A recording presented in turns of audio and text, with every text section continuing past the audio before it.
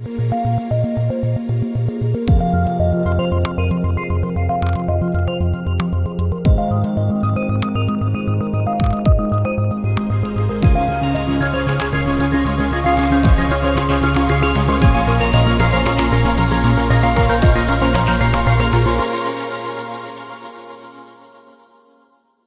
I'm joined on stage by not one but two people.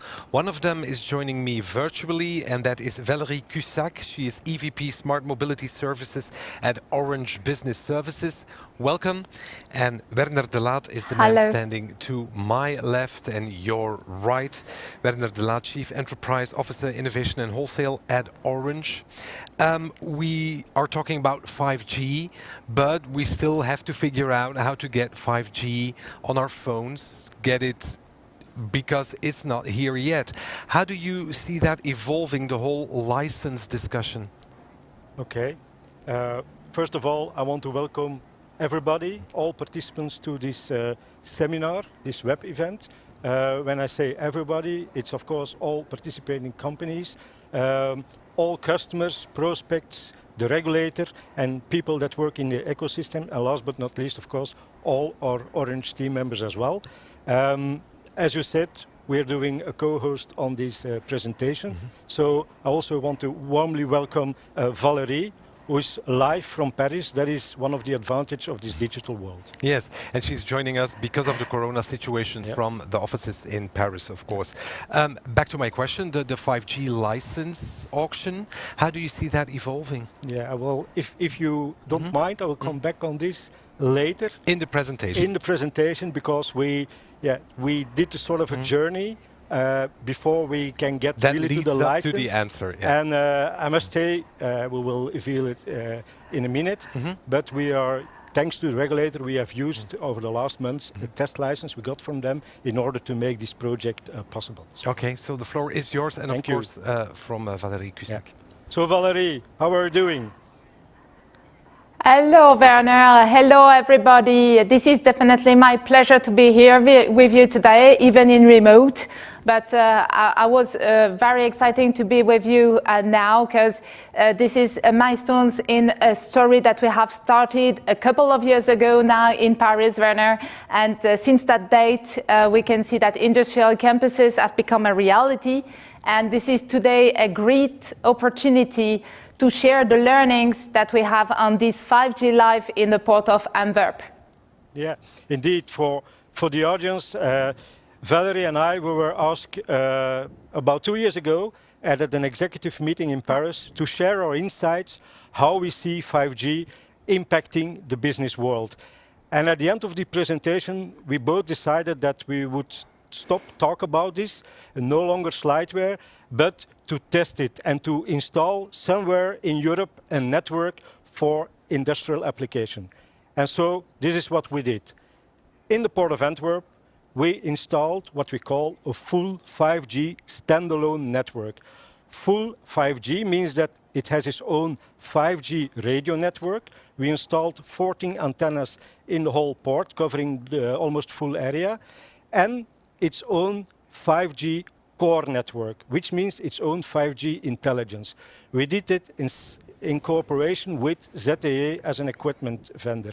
Now, quite rapidly, we tested this network and we saw the full potential of this, I would say, unique concept.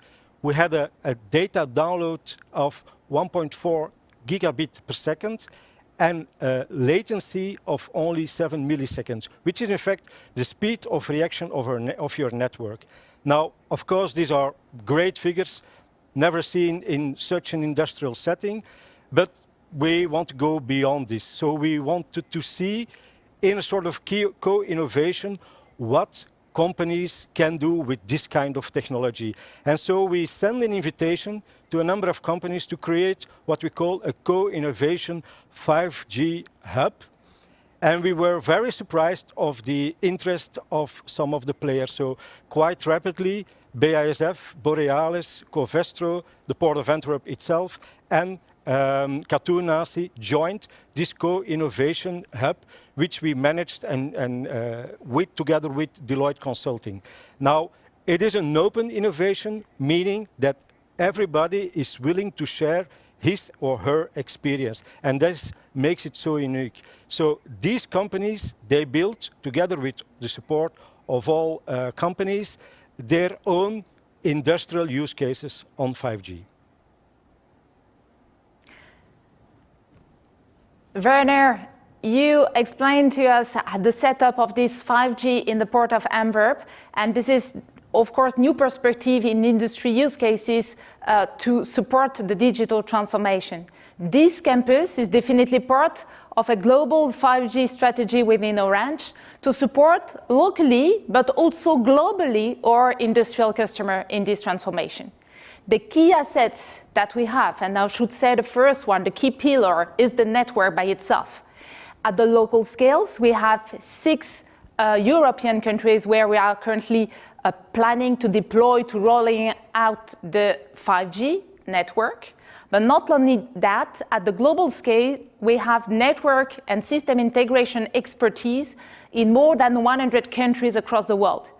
And this will be very useful to have this both knowledge on the telco side, operating networks, on the integration side also, combining this to provide different models to support mobile private network, from a full integrated model to a hybrid one, where you can connect to the public network, to a full virtual private network on our frequencies.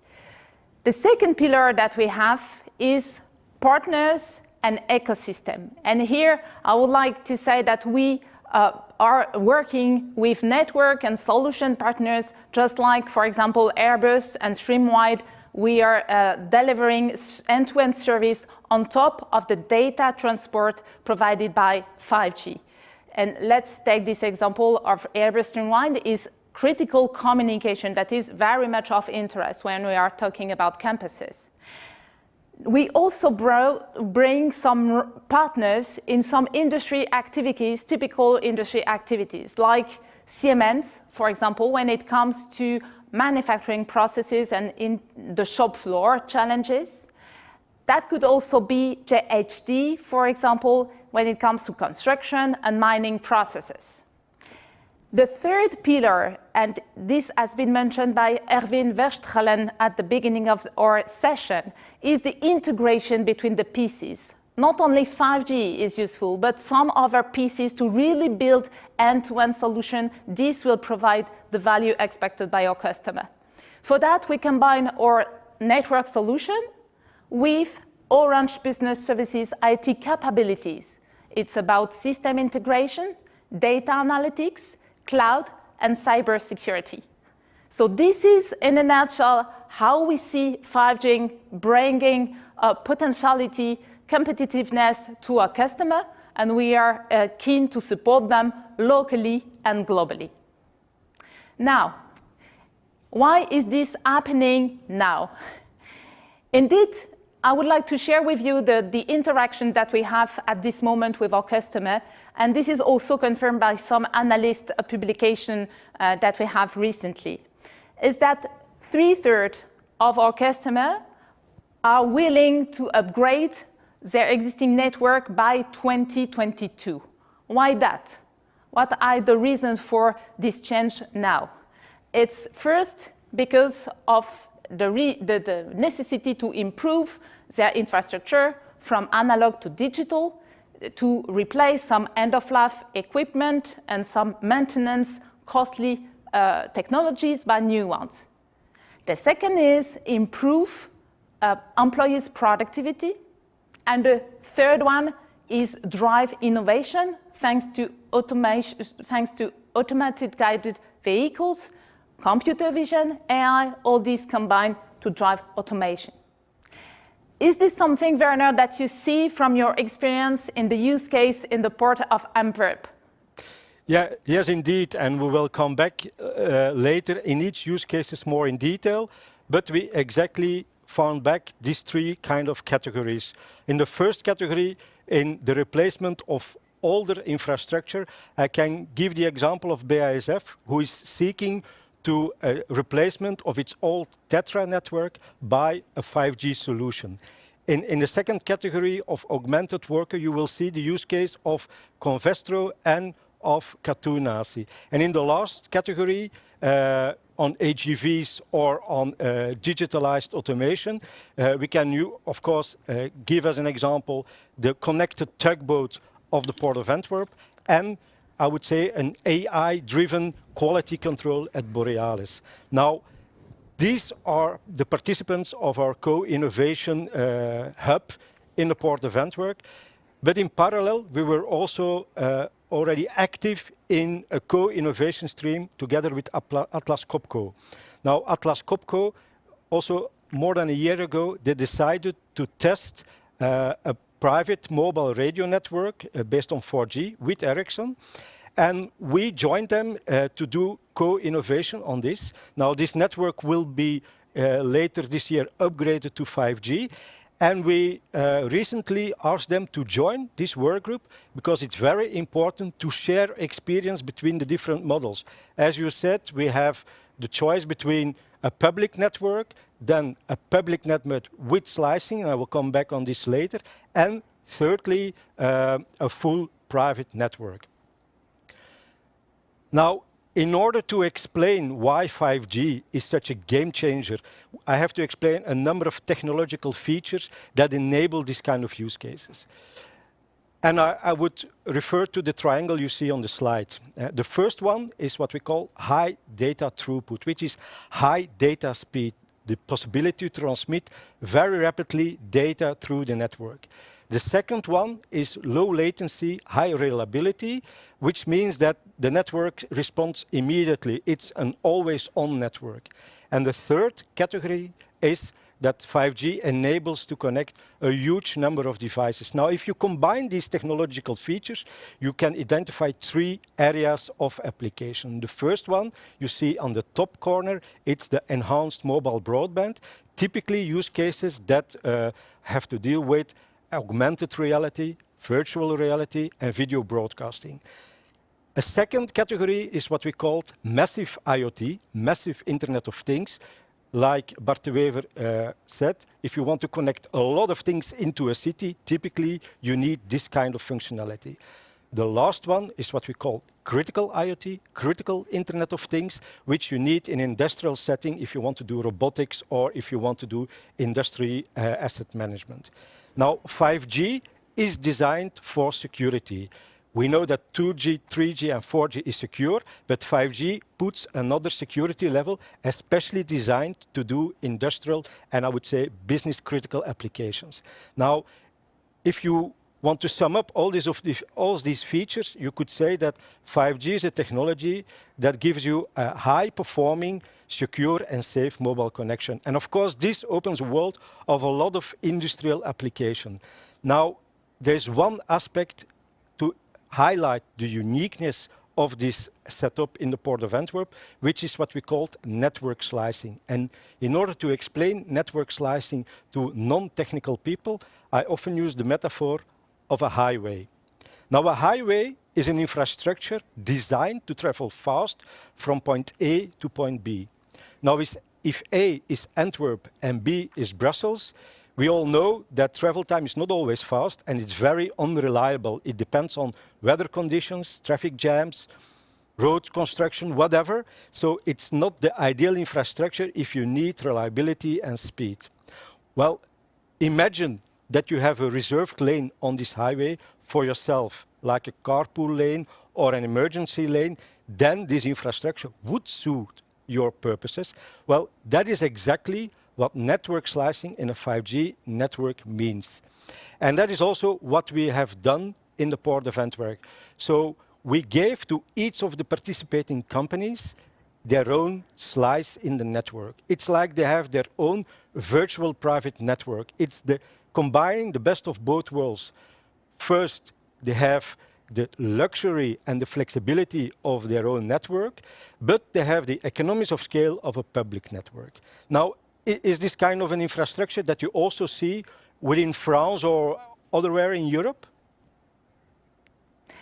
Yes, Werner, of course, this is something that is a 5G private network using slicing technology is the most advanced technology in the 5G protocol. So this is definitely part of the global network strategy in France, but also in all over the region where we are present. Belgium is the first Orange country where 5G standalone has been deployed at such a scale, and you are ready to offer it. But more generally, Orange can deploy different topologies, as you mentioned, in mobile private networks, depending on the spectrum availability and also depending on customer requirements. So ranging from a full integrated on-site network with customer-owned frequencies, over hybrid private network interconnected with the public network, to a full private network with slicing, like you mentioned.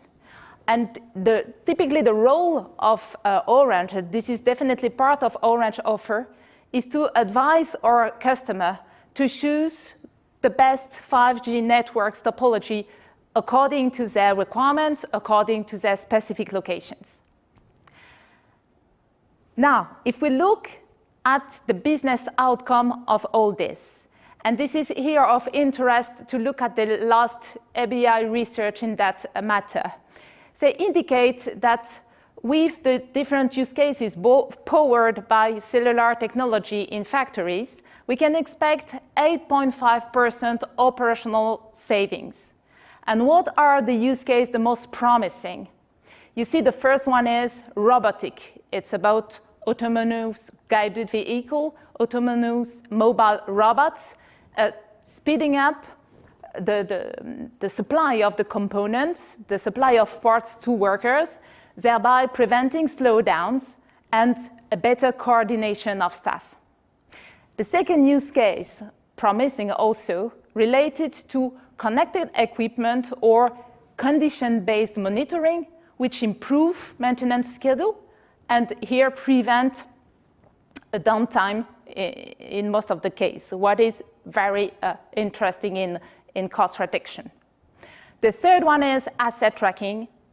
These play a key role in tracking production material, tools, but also finished goods to improve globally operations, and as well as augmented reality, which also bring flows of information to and from employees to support their day-to-day work. And in that area, let me take the opportunity to share with you a co-innovation that we did with our customer Schneider Electric in their manufacturing plant of the future in Vaudreuil, west of France. And here we decided to test the case of an operator, you can see it on the screen, equipped with a 5G tablet, taking a video of the machine to be maintained, and on the screen display real-time some information related to the PCs and the machine that is on the video. This information comes from status, specific performance related to the different PCs, and this will help the operator to act accordingly and more rapidly. Here, we are using the high latency, the low latency of the 5G. And we have put in place an architecture with a core network virtualized, enabling edge computing and enabling then real-time action for the operator.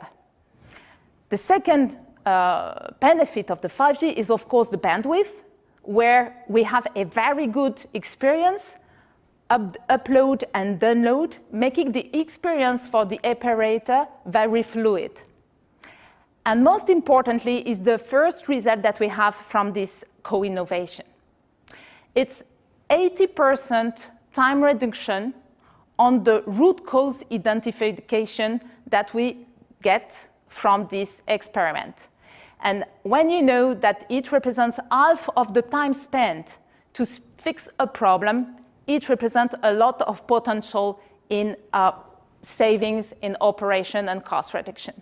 So after this on-the-field real experiment, Schneider Electric was convinced by the 5G benefit in that case and is currently considering how to put this at a bigger scale? Okay, thank you, Valérie, for this example, because it really is an example that 5G can be a game changer. In the meantime, I have already Xavier with me on the stage, so I'm sure he's eager to get an answer on his question. And indeed, I am. if you look at what is still blocking us for deploying our 5G, it is because it can be a real driver to launch the economy, a relaunch that is ever needed than today. And we are very glad that since a few weeks we have a new federal government in Belgium, because we know it's key to get the 5G license auction started. The new government has clearly identified that they want to seek a broader support from the stakeholders to launch this 5G auction. I think all of the participants today, they're more than happy to give this support to the government and to show the real benefit. Now, this is one of the blocking points. A second blocking point that we still have in Belgium is the one of the EMF norms, the electromagnetic field emission norms, which are, let's say, much more stricter in Belgium than in the rest of the world. Because, just to give you an example, in Flanders, because it's a regional authority, they are 4 times stricter than the advice of the World Health Organization. In Brussels, there are even 50 times stricter. So you can imagine that today it's very difficult to deploy 5G within Belgium. Now, we know this is a very sensitive topic, especially in COVID times. Now, over the last 9 months, like all of us, we have to hear and watch a lot of fake news spread by activists about 5G, that it would harm your health, that it kills birds, that it even causes COVID. Now, today, I think it's the right time to explain to the broader public that 5G is, from a technology point of view, and especially on a mission point of view, not different from 2G, 3G, or 4G, and that today no medical or scientific study exists that links any health problem with a 4G or 5G network. And that's why it's so key to show that this can be a real benefit, not only for the industry, but also for society.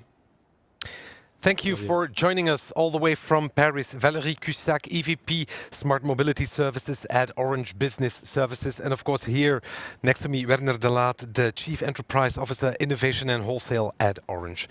Thank you.